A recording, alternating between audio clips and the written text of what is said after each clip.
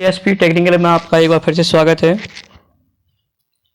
चलिए आज मैं आपको बताने जा रहा हूँ प्राथमिक शिक्षक पद में कौन कौन से दस्तावेज अपलोड होंगे उसके बारे में। सबसे पहले बात करते हैं जन्म तिथि के प्रमाणीकरण हेतु 10वीं की मार्कशीट। डेट ऑफ बर्थ के लिए आपका 10वीं का मार्कशीट हमेशा अपलोड होता है किसी भी फॉर्म में, तो 10 की मार्कशीट आप कंप्लीट करा लें। अगर किसी की गिर गई है, गुम गई, कहीं भी कुछ हो गया है तो उसे आप कंप्लीट करवा के रख लें।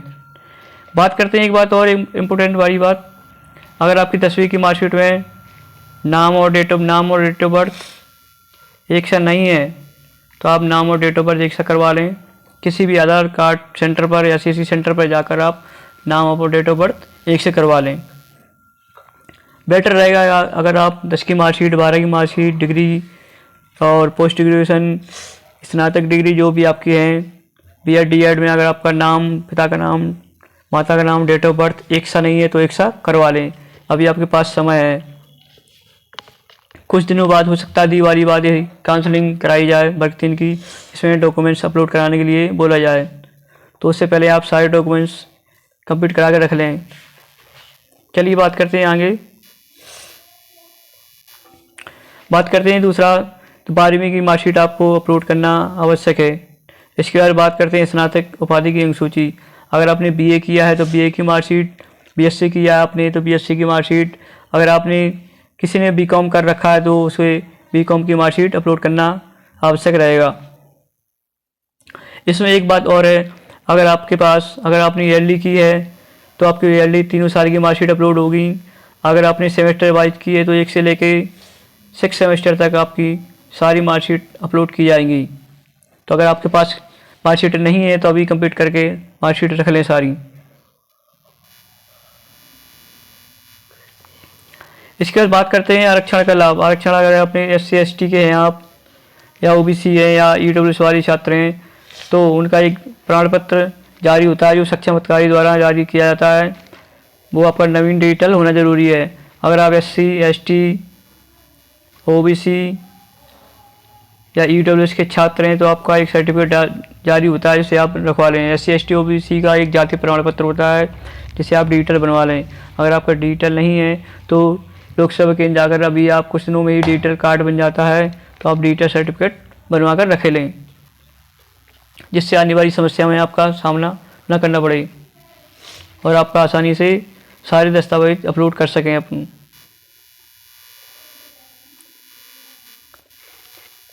अगली बात करते हैं मध्य प्रदेश स्थानीय प्रमाण पत्र की। तो आपका निवासी भी डिजिटल होना अति आवश्यक है। अगर आपके पास मूल निवासी डिजिटल नहीं है तो उसे डिजिटल बनवा लें। किसी भी CSC सेंटर या लोक सेवा केंद्र से आप बनवा सकते हैं।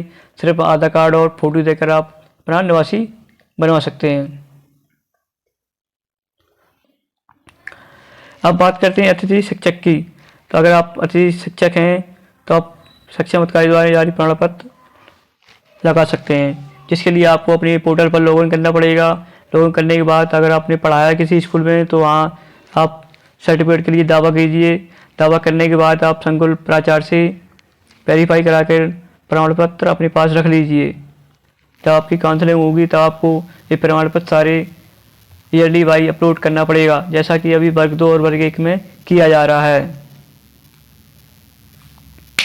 बात करते हैं आगे दिव्यांगता भूतपूर्व सैनिक की स्थिति में सक्षम अधिकारी द्वारा जारी वैध या नवीनतम डिजिटल प्रमाण पत्र। अगर आप विकलांग हैं तो एक आपका ऑनलाइन फॉर्म फिल होगा विकलांग सर्टिफिकेट के लिए। आप विकलांग सर्टिफिकेट की फॉर्म फिल करने के बाद किसी भी सचिव से करा सकते हैं। सचिव करने के बाद फिर आपका एक नवीनतम आधार कार्ड जैसा एक आपका कार्ड जनरेट होगा जिसे आप अपलोड करेंगे। यही आपका एक डिजिटल कार्ड की तरह काम करेगा। तो ये सारे कागज़ आपके पास नहीं है तो अभी से अभी करा लें। अगर आप चैनल पर पहली बार आए हैं तो चैनल को सब्सक्राइब जरूर करें, जिससे आने वाली नोटिफिकेशन आप तक पहुंच सकें। अब बात करते हैं 8वें नंबर पर बीएड की अंकसूची या डीएलएड की अंकसूची। अगर आपने सेमेस्टर वाइज किया है तो सेमेस्टर वाइज अंकसूची आपकी सारी, अगर आपने ईयरली की है तो ईयरली, ये सारी मार्कशीट आप अपने पास रखें ही, जिससे कोई समस्या ना आए आपको।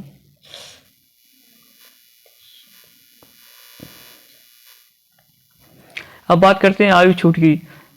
अगर आपने किसी में भी आयु छूट लेना चाहते हैं, अगर आप SC ST OBC या कोई अन्य कास्ट के हैं और आपको छूट मिलती है, तो आप छूट के लिए एक प्रमाण पत्र जारी किया जाता है, वो आप प्रमाण पत्र अभी से बनवा के रख लें। अगर आप सोचें कि जब काउंसलिंग आई तभी हम प्रमाण पत्र बनाएंगे, तो आप समस्या का सामना करना पड़ सकता है आपको। अब बात करते हैं आगे उपनाम परिवर्तन की स्थिति में। शपथ पत्र नाम एवं उपनाम दोनों परिवर्तन की स्थिति में राजपत्र में परिवर्तित नाम के प्रकाशन की प्रति, मतलब अगर आपने नाम चेंज करा लिया है, सरनेम चेंज करा लिया है, तो आपको एक प्रमाण पत्र जारी लगाना पड़ेगा, जिसमें एक शपथ पत्र जारी जो तहसील या कहीं से और से भी थाने से भी बन जाएगा, आपको एक शपथ पत्र लगाना पड़ेगा। जैसे किसी लड़की के नाम रानी राजपूत है, अगर उसने रानी राजपूत के यहाँ रानी यादव कर लिया है, तो उसका ये सर्टिफिकेट जरूर लगेगा। ये ज़्यादातर होता है शादी होने के बाद। शादी होने के बाद ये सब चीज़ें होती हैं। तो अगर आपकी शादी वगैरह हो गई है लड़की किसी की, तो ये सारे डॉक्यूमेंट्स कंप्लीट करा के रख लें। इतने ही सारे डॉक्यूमेंट्स मैंने आपको बताए हैं, ये सारे डॉक्यूमेंट्स आप काउंसलिंग होने के पहले ही कंप्लीट करा के रख लें, तो आपको सामना नहीं करना पड़ेगा।